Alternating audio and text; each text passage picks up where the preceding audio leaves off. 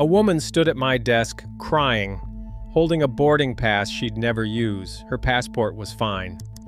One rule she'd never heard of stopped her cold, and it happens more than cruise lines admit. 14 years processing these situations taught me enforcement is tighter now than ever. Today I'm counting down the 10 newest cruise ship rules most likely to get you denied at the gangway this year. Worst last. Number 10. The passport window got quietly longer and almost nobody checked the fine print. It's not the 6-month rule everyone already knows about. Lines are now cross-checking your passport validity against every single port on your itinerary, not just your home country's return requirement. I watched a guest get flagged because her passport cleared for re-entry to the United States just fine, but one transit port on her itinerary required a full year of remaining validity, a rule specific to that country, and buried 3 clicks deep on a government website nobody thinks to visit before they book. Some countries even calculate that validity window from your scheduled disembarkation date rather than your booking date, which means a passport that looked fine when you reserved the cruise can quietly fall short of the requirement by the time you actually sail 6 months later. The agent at my desk didn't invent that rule, the destination country did, and we were just the messenger standing between her and the ship, with no ability to override a foreign government's own entry requirement no matter how much sympathy we had for her situation.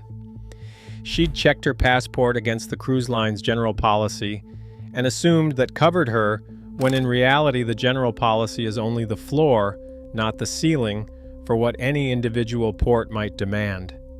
Check the entry requirement for every port, not just your return home, because the strictest country on your itinerary is the one that actually decides whether you sail, and that country rarely bothers to notify the cruise line directly. It just quietly rejects the manifest entry when it doesn't match. This next one sounds like a scheduling inconvenience until you realize it's a locked door with a timer on it. Number 9. Online check-in now closes with a hard cutoff, and lines have started enforcing it the way airlines enforce a flight gate. It used to be a soft suggestion you could finish at the terminal with an agent's help, filling in the last few fields together while your bags waited nearby.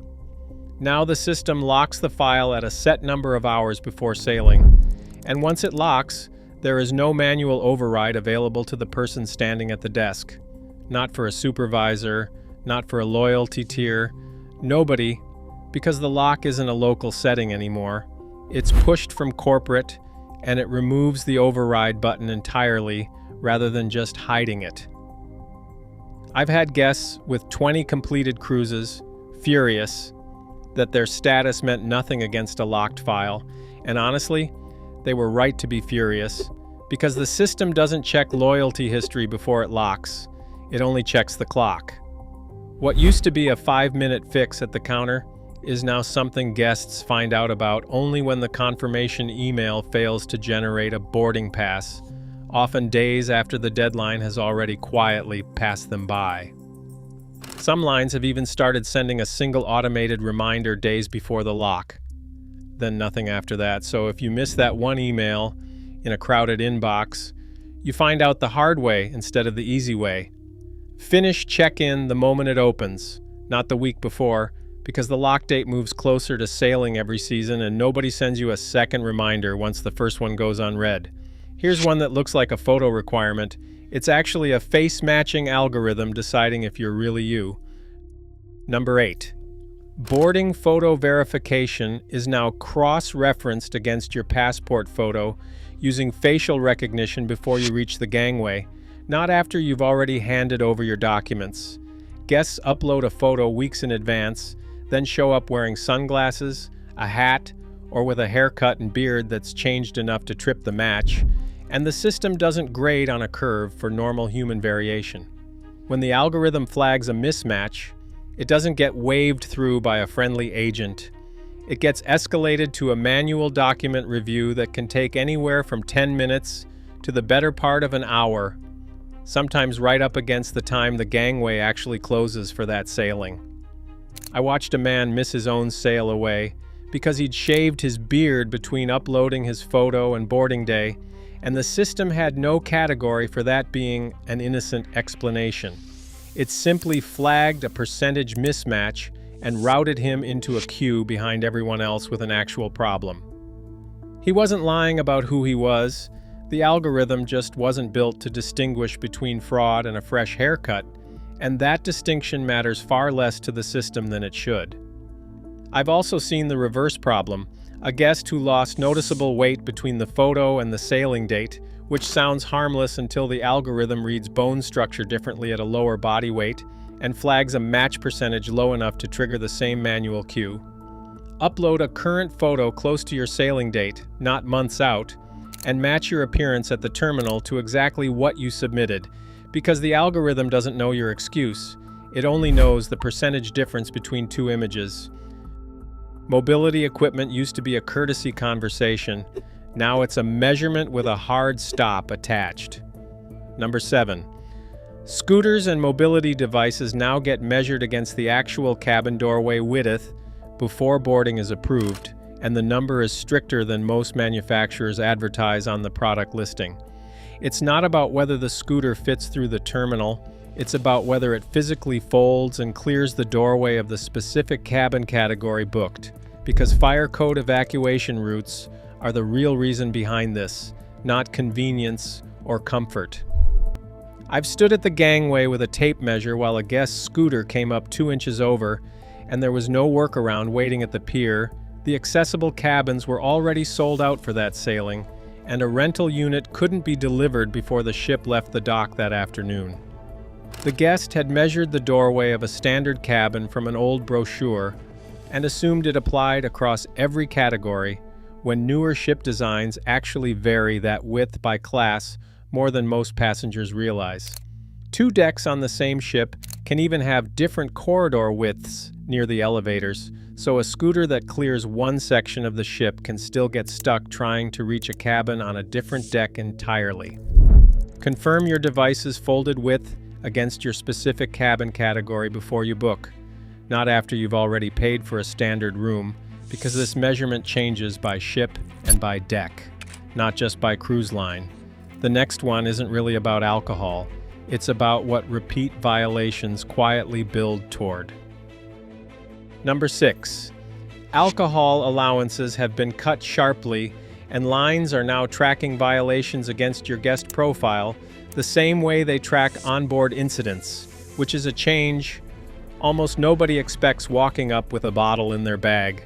Bringing more than the new limit doesn't just mean confiscation at the gangway anymore.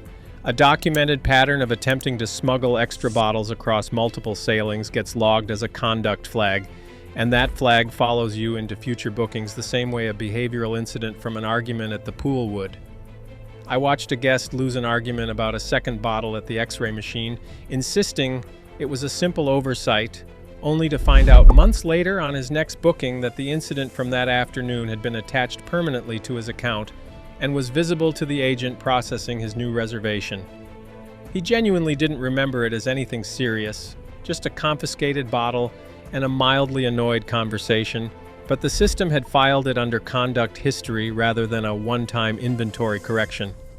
What used to be treated as a one-time slap on the wrist during a busy embarkation afternoon is now permanently searchable by any agent on any future sailing, which changes the entire calculation for anyone who thought a confiscated bottle was the end of the story.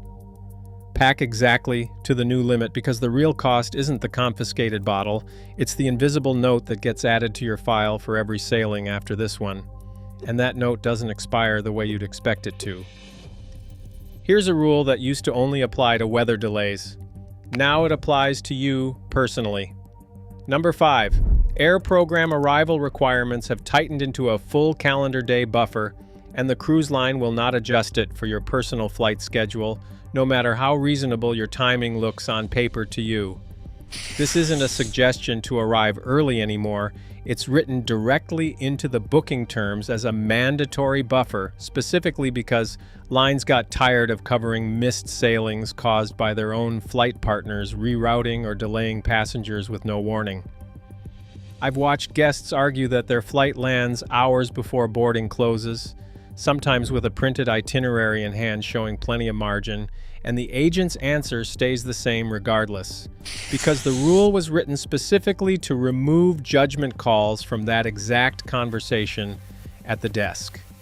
The buffer exists precisely because the airline, not the cruise line, is the unpredictable variable in that equation, and the cruise line decided it would rather absorb one extra hotel night than absorb the cost of an empty cabin caused by a flight delay it never controlled.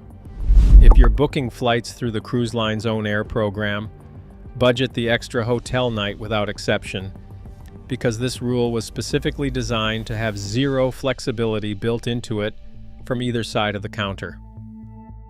Wearable technology used to be a curiosity at security. Now it's treated as a surveillance risk. Number 4. Smart glasses and always-on recording wearables are now being confiscated permanently on some ships, not held for the sailing and returned at disembarkation the way other prohibited items typically are. The reasoning isn't really about the device itself, it's about the fact that these things record audio and video without any visible indicator lighting up, and that makes every other guest on that ship a potential unconsented subject in someone's footage without ever knowing it. I watched a guest lose an expensive pair of smart glasses at the scanner with no return process available to him at all, because the policy on some ships treats it identically to contraband rather than a simple electronics violation that gets logged and stored. He'd worn similar glasses on a previous sailing with a different line and assumed the policy would be consistent across the industry, when in reality this specific rule varies enormously ship to ship and brand to brand right now. Check your specific ship's wearable technology policy before you pack them, because on certain ships, this isn't a warning, it's a permanent loss with no appeal process available at the pier that day or afterward. This next one sounds like common sense until you realize how far the consequences actually reach. Number 3. Drone possession near a cruise ship is no longer just a cruise line rule. It's now treated as a maritime and aviation law violation with real legal exposure attached to it, separate entirely from anything the cruise line itself can waive or forgive. I watched port security detain a guest for over an hour simply for having a drone and checked luggage near the ship, not even for flying it, because possession alone near certain ports now falls under restricted airspace enforcement that has nothing to do with cruise line policy at all anymore. The cruise line can't protect you from that outcome, even if every single supervisor on the ship wanted to, because at that point you're dealing with port authorities and aviation regulators, not guest services. And those two systems don't communicate the way passengers assume they do. He genuinely believed packing it away unused made him compliant, when the actual rule being enforced had shifted from usage to simple possession within a restricted zone. Even a fully powered down drone sitting at the bottom of a suitcase has led to the same detention, because the restriction is based on the device being present within a defined radius of the ship, not on whether it was ever turned on. Leave the drone at home entirely, because the legal consequences now sit completely outside anything a supervisor at the terminal can resolve for you, no matter how reasonable your explanation sounds in the moment. Now we're into the rules that don't just cost you an item, they cost you the whole trip. Number 2. Repeated minor violations are now compiling into a single conduct score behind the scenes, and crossing an internal threshold triggers automatic denial before you even reach the counter, with no single incident being the obvious reason why it happened. This is new, and it's the part almost nobody understands. A chair-hogging complaint, a confiscated bottle, a wearable device flag, none of them alone would ever stop you from boarding. But the system now aggregates them across sailings, and once that combined score crosses a line, the terminal agent simply sees a denial instruction with no further explanation available to give the guest standing in front of them. I've stood there reading a screen that simply said, "Do not board," with zero context for why, Because the decision had already been made upstream before the guest ever reached my desk that morning, and my job at that point was just to deliver the outcome, not explain the reasoning behind it. The guest genuinely had no idea 3 small, forgettable moments from past sailings had quietly combined into a single number that decided his fate before he'd even finished packing his bags this time. Keep every single interaction clean across every sailing, because this new scoring system means small things you'd normally shrug off are now quietly adding up against you in a place you can't see or check yourself. And the newest rule I watched caused the most damage, with the least warning given to the people it affects. Number 1. Background and registry screening is now running automatically at the point of final payment, not at booking, which means guests can be sailing for months on a fully paid reservation before a match triggers a same-week cancellation. This is completely new behavior. Screenings used to run once near booking, and then the file was considered settled for the rest of the process. Now the check reruns closer to the sailing date, catching changes in someone's record that happened after they originally booked and paid their deposit. I watched a guest receive a cancellation email 4 days before departure, after flights and hotels were already locked in and non-refundable, because a screening rerun flagged something that hadn't existed months earlier, when the booking was first made and cleared. He'd done everything right the first time, answered every question honestly, and the system simply ran again closer to the date and caught something new that had appeared in the interim. Something entirely outside his control by that point. If anything in your background could realistically trigger a flag, call the cruise line's security department directly before final payment, not after, because this new rescreening step means the safest moment to ask is the one moment most guests assume is already behind them and long since settled. Check your cruise line's current policy before you pack, because last year's rules don't exist anymore. Like and subscribe for more.